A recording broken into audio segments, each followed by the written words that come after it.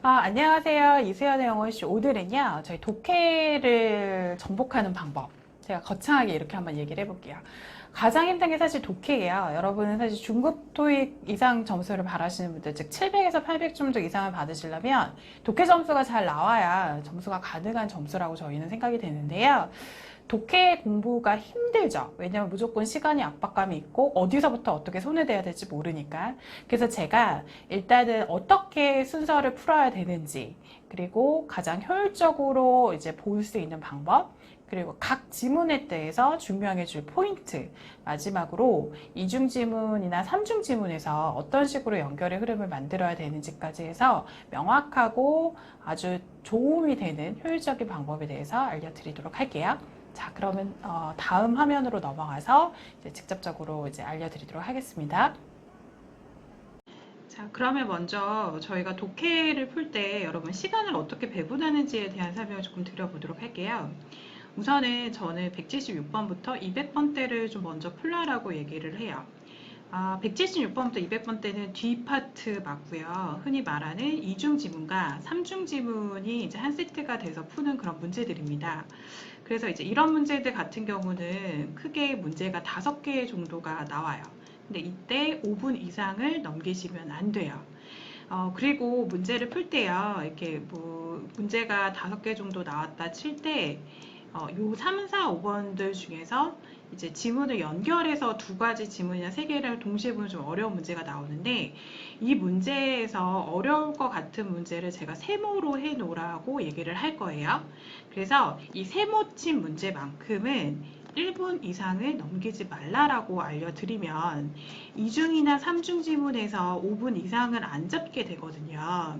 그래서 일단은 여기에서 5분씩 정도로 해서 5세트 문제를 25분에 마무리를 하시고 그 다음에 이제 어디로 가시냐면 우리가 앞에로 가요. 140 보통 7번이나 8번에서 시작을 하는 맨 앞으로 가면 여기가 정말 쉬운 파트예요. 너무너무 쉬운 파트, 이지한 파트.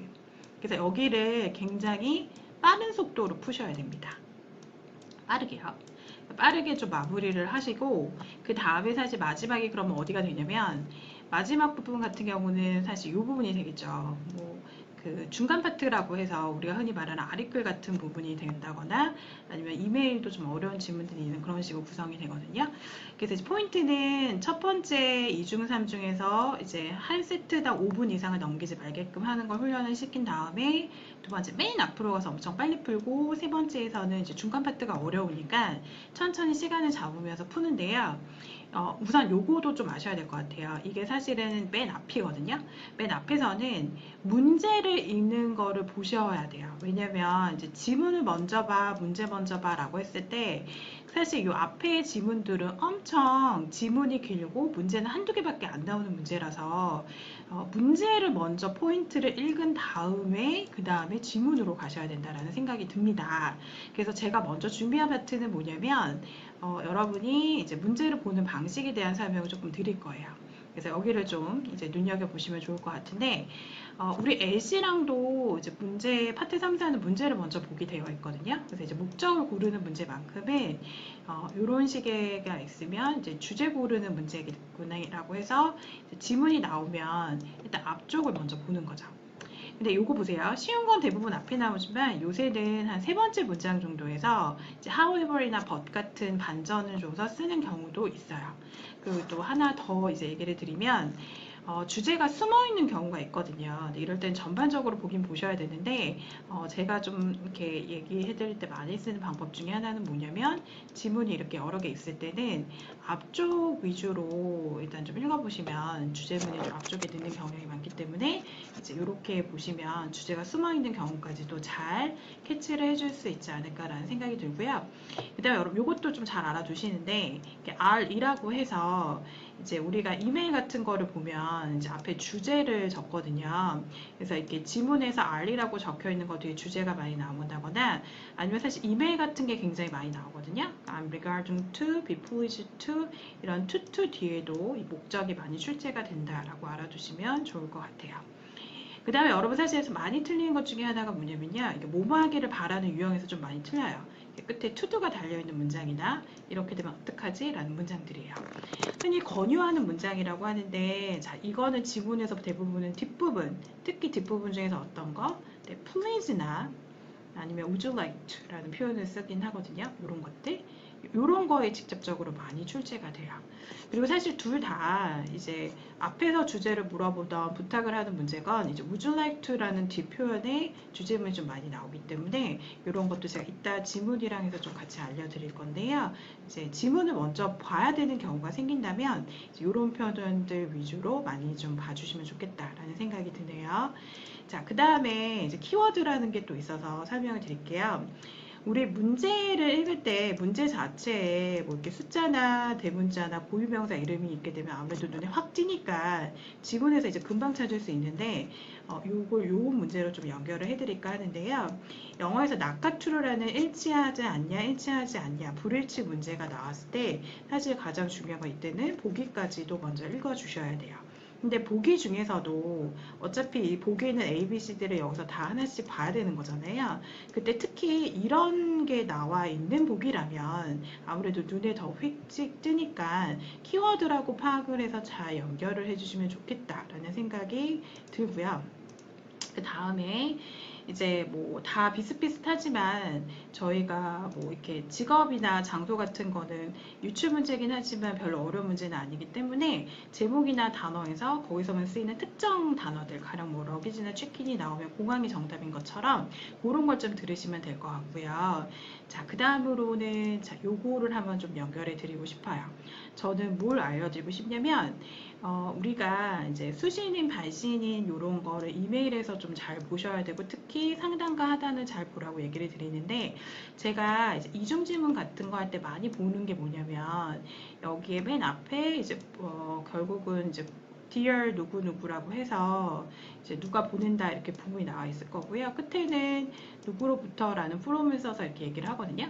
근데 보통 그 이름 뒤에 이 사람의 직책을 언급을 할 때가 많은데 그거를 좀 체크를 잘 해주셔야 돼요. 그리고 기왕이면 이름도 여기는 I로 바꾸고 이걸 U로 바꿔주시는 게 이제 보기에서 보기는 훨씬 편하거든요. 이제 문제로 엮일 때도 좋고 그래서 일단 이런 식으로 바꿔놓은 다음에 이메일이나 메일 유형을 좀 정리를 하시면 좋을 것 같다라는 생각이 들어요. 자, 그 다음에 저희 또 어떤 걸 볼까 하냐면 이메일 같은 데서 또 자주 나오는 출제 유형이 뭐냐면 네, 이거요. 동봉된 걸 물어보는 문제가 많이 출제가 되죠. 그럼 동봉된 걸 물어본다는 표현을 영어로 좀 알아두셔야 될 것 같고 enclose나 attach 같은 표현을 쓰거나 아니면 what would the letter 이런 표현을 씁니다. 그래서 편지랑 같이 가는 게 뭐야 라고 물어볼 수가 있는데 어쨌든 동봉된 거는 이런 표현들을 통해서 앞쪽보다는 뒤쪽에 많이 나오니까 여러분 들으시면 체크하시면 좋을 것 같고요. 그 다음에 동의어 찾기 문제에서는 사실 여러분이 동의어 찾는 거 되게 우습게 보시는 분, 그러니까 우습다라는 건 좀 이렇게 좀 제가 약간 이렇게 격하게 얘기를 한 것 같고 좀 쉽게 생각을 하시는데 사실 동의어 문제 거의 다 어려워요. 그 영어가 대부분 다이어에서 나오기 때문에 영어 수준이 높은 사람 말고는 사실은 이 다양한 뜻을 많이 아는 사람이 많이 있을까요? 많이는 없어요. 그래서 이 문맥을 보고 반드시 체크하시는데 사실은 내가 영어를 굉장히 좀 자세하게 알지 않은 상황일 때는 내가 알고 있지 않은 전혀 다른 정답일 때가 사실 더 많아요. 그러니까 이것도 이제 너무 내가 알고 있는 단어라서 딱 가는 것보다는 사실 문맥 정도로 확인해서 다른 것도 한번 대입을 해보시면 좋을 것 같고 그 다음에 여러분 여기서 눈을 동그랗게 뜨셔야 돼요. 제가 저 독해에서 가장 제가 사실 요거를 알려드리고 싶었던 파트거든요. 키가 되는 파트가 바로 뭐냐면 이 추론 유형에 대한 문제 보는 방식을 좀 알려드리고 싶어요. 자, 일단 추론 문제는 단문이던 이중지문이던 중간 파트던 다 어려운데 infer, imply, suggest, likely, probably 같은 단어가 있고요. 얘네들 같은 단어가 들어가게 됐을 때는 다 이제 정확하게 단서가 나온다라기보다는 이런 단서가 나와서 이걸 갖고 추론하는 게 정답인 것 같은 꽤 어려운 문제라고 볼 수가 있어요. 자, 근데 여러분 여기서 하나 더 궁금하시는 게 뭐냐면 이 suggest 같은 단어는 암시하다라는 뜻이에요. 여기서는 그 제안하다가 아니라 근데 이 단어가 이중 지문에서 연결고리 문제라고 볼 수 있습니다. 자, 연결고리라는 건 뭐냐면 제가 아까 2중이나 3중에서 문제가 한 5개 정도 나온다라고 했었잖아요. 네, 이 3, 4, 5번 중에서 이 단어가 들어가게 되면 세모로 바꿔야 되는 어려운 문제라고 표시를 해놓고요. 이 문제가 나올 때만큼은 시간을 1분이나 1분 30초 이상 잡으시면 안 돼요. 제가 제시한 방법은 2중과 3중 지문을 지금 먼저 풀라고 얘기를 드렸기 때문에 사실 이 5개 중에서 연결고리 어려운 문제 한두 개는 틀려도 되거든요. 저희는 한 3개 정도 잘하면 4개까지 맞추는 거로 2중, 3중을 보시면 되는 것 뿐이에요. 그래서 만약에 이게 연결고리 문제는 사실은 단서를 찾지 못하는 순간 이건 틀릴 수밖에 없거든요. 이 단서도 많이 찾아보셔야 돼요. 연습도 해보시고 적용도 해보시고. 그래서 풀지 말라는 얘기는 아니고 어려운 문제라고 표시를 하고 시간을 너무 끌지는 말고 1분이나 1분 30초 공부해서 좀 안 나왔다 싶으면 일단은 다른 거로 찍고 그 나머지 거 문제를 좀 먼저 푼 다음에 시간이 나면 다시 와서 풀겠다라는 식으로 도전할 때 요 문제, 요 단어가 들어가 있으면 이중지문에서 연결고리 문제가 되는 거다. 어려운 문제다. 라고 파악을 하시라는 거죠. 사실 요거는 단문도 마찬가지예요. 이렇게 문제 순서가 앞쪽에 이런 게 나오면 어렵진 않을 수도 있는데 뒤쪽에 이런 단어가 들어가 있는 문제들은 대부분 어렵겠다라고 판단을 해주시면 좋을 것 같아요. 그리고 10번 같은 경우도 제가 사실은 이제 문제를 먼저 읽어야 되는 거는 앞쪽에 쉬운 지문들만 그렇게 얘기를 했고 이따 얘기 드리겠지만 중간 파트나 2중, 3중은 문제를 보다는 지문을 먼저 보셔야 될 수가 있어서 이렇게 by the way, however, unfortunately 같은 경우는 이제 반전이 나오기 때문에 이 뒤에는 좀 잘 읽어보시는 게 좋을 것 같다라는 생각을 하고요. 자, 그 다음에 사실은 독해를 하시려면 뭐 제가 알려드린 지금 스킬도 중요하긴 하지만 사실은 어느 정도의 실력도 있으셔야 돼요. 근데 그 실력이라는 게 사실은 굉장히 다양한 동의어를 좀 많이 알아두시면 좋다라는 거죠. 가령 정답에 지분은 레귤러 프라이스가 나왔지만 여러분이 사실은 이제 보기에 정답으로는 스티커 프라이스로 바뀐다거나 유주얼 프라이스로 바뀌어 있을 거예요.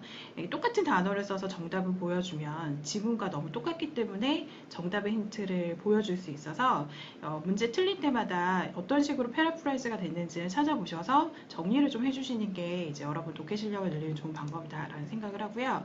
이중 지문은 제가 조금 이따가 더 설명을 드릴 거라서 그때 조금 다시 설명을 드리도록 할게요. 그럼 문제로 일단은 이론이 끝났으니까 문제로 들어가서 설명을 좀 해드릴까 합니다.